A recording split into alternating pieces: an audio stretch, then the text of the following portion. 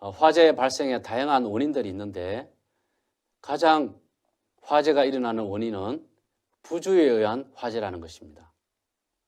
사람들의 부주의가 큰 화재 사고로 일어나게 되어서 생명에 위험을 주고 또 재산에 큰 손실을 가져오는데 우리가 평상시에 이 화재 안전에 대한 불감증 또 부주의 이런 것이 얼마나 우리 생활에 화재의 위험을 가져다 주는지를 꼭 기억하셔야겠습니다. 그래서 사람들의 부주의와 방금 보신 영상처럼 전기에 의한 요인 또한 담뱃불이 화재에 많은 영향을 미치고 있습니다. 담배를 피우고 난 다음에는 꼭 불이 꺼졌는지를 확인하고 난 다음에 담배꽁초를 휴지통에 버려야 되겠습니다. 그리고 의도적으로 방화하는 사건이 있는데 방화 때문에 화재가 많이 일어나기도 하고요. 교통사고. 또 어릴 때는 이 불장난을 많이 하게 되었는데 이 불장난은 절대로 하면 안 되겠습니다. 왜냐하면 이 불장난이 큰 화재로 일어나고 사람들에게 큰 피해를 주기 때문입니다. 그리고 우리 가정에서 가스불로 인한 화재, 전기의 잘못된 사용 때문에 이런 화재의 발생이 일어난다는 것을 기억하셔서 평상시 무엇보다 중요한 사람들의 부주의가 화재 예방을, 화재 사고를 일으킨다는 것을 꼭 기억하셔서 안전의식을 가지시기를 바랍니다. 자, 그렇다면 화재가 발생했을 시 대피 방법이 무엇인지를 알아보겠습니다. 화재가 발생했을 때 가장 먼저 해야 될 것은 유독가스와 연기에 의한 질식사고를 유의하는 것입니다. 안타깝게도 화재가 발생해서 사람이 죽는 것을 보면 불에 타 죽는 것이 아니라 유독가스와 연기에 의한 질식사고가 많이 있다는 것입니다. 그래서 화재가 발생하면 유독가스와 연기에 의한 질식사고를 꼭 유의해 주시고요. 당황하거나 무수하지 말고 빠르고 침착하게 행동해 주시기 바랍니다. 화재가 발생하면 당황해서 사람들이 우왕좌왕 어떻게 행동할지 모르는데 그럴 때일수록 평상시 배운 대로 빠르고 침착하게 행동해서 안전한 곳으로 대피를 해야겠습니다. 그리고 문의 손잡이를 잡고 열 때는 꼭 먼저 손등으로 확인하고 난 다음에 열어야 됩니다. 왜냐하면 손등으로 되었을 때 뜨거우면은 이미 문 밖에는 큰 화재가 일어나고 있다는 증거입니다. 그래서 손등으로 되었을 때 뜨겁지 않으면 문을 열고 대피하지만 뜨거우면 다른 대피 장소를 찾을 수 있도록 해야 되는 것입니다. 그리고 대피할 때 만일 연기 속을 통과하게 될 때에는 수건등을 물에 적셔서 입과 코를 막고 숨을 짧게 쉬며 낮은 자세로 신속히 대피해야 됩니다.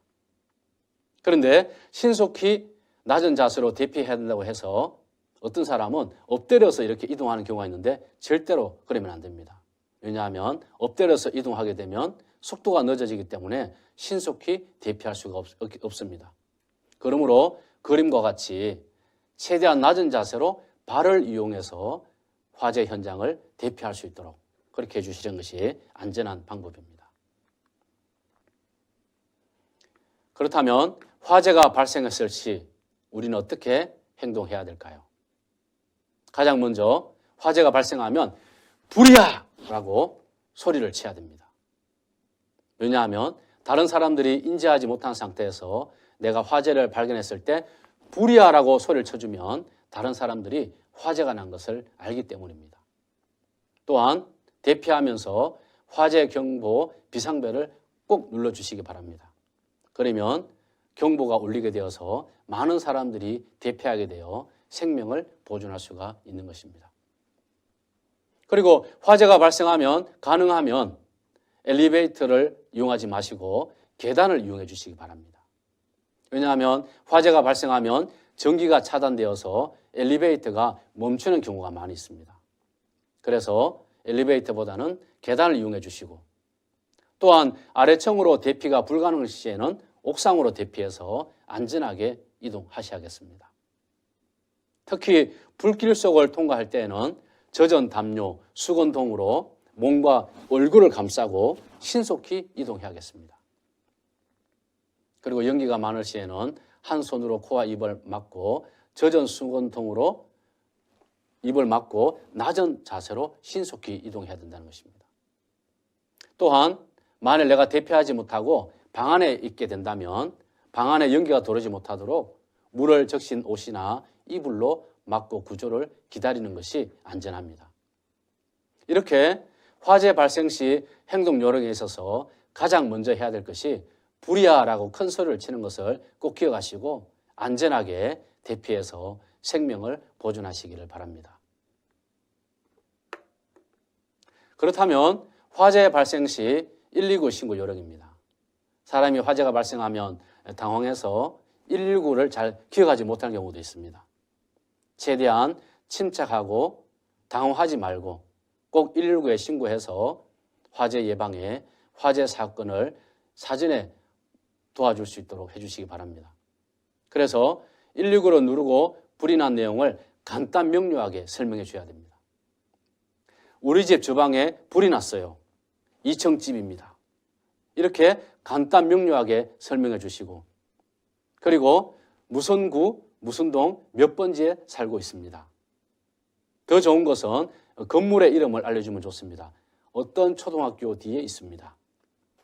그러면 소방차와 소방관이 출동할 때 잘 인지해서 신속하게 도착할 수가 있는 것입니다. 그리고 전화를 하고 난 다음에는 전화를 끊으면 안 됩니다. 왜냐하면 계속해서 그 전화를 통해서 정보를 알려주면 소방차와 소방관이 출동하게 될 때 많은 도움이 되기 때문에 전화를 끊지 마시고 119에서 지시하는 대로 계속해서 정보를 제공해 주시기 바랍니다. 지금은 휴대전화가 많이 사용하고 있는데요. 이 휴대전화가 개통이 안 되었어도 119를 전화할 수 있다는 것을 꼭 기억하셔서 위험한 상황에 화재 발생 신고 119로 전화하시기 바랍니다. 소화기 사용 방법입니다. 소화기를 불이 난 곳으로 옮겨 안전피를 뽑습니다. 바람을 등지고 서서 호스를 불 쪽으로 향하게 합니다. 손잡이를 힘껏 움켜쥐고 빗자루를 쓸듯이 뿌립니다. 소화기는 평소 잘 보이고 사용하기에 편리한 곳에 둬야 합니다. 그리고 휴대용 비상 손전등이 비치되어 있는데요. 거치대에서 앞으로 당겨 분리만 하면 점등이 되어서 사용이 가능합니다. 그래서 평상시에 이 소화기 사용 방법과 비상 손전등 사용 요령을 꼭 기억하셔서 화재가 발생했을 시에 유용하게 사용하시기를 바랍니다. 영상을 통해서 우리 소화기 사용 방법에 대해서 함께 배워보시도록 하겠습니다.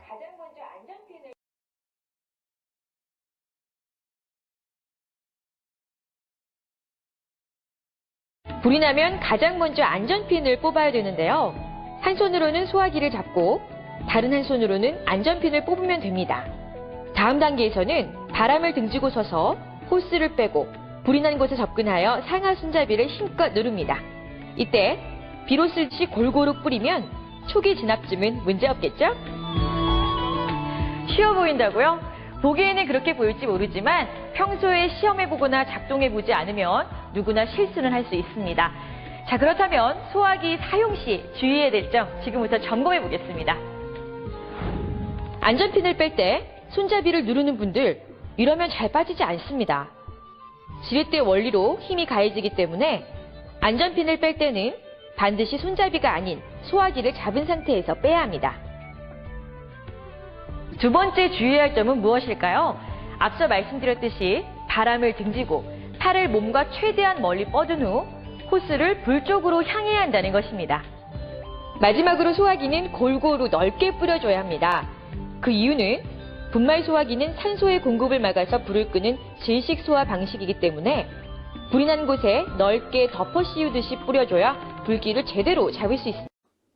그렇다면 우리 가정에서 화재 예방할 수 있는 요령입니다.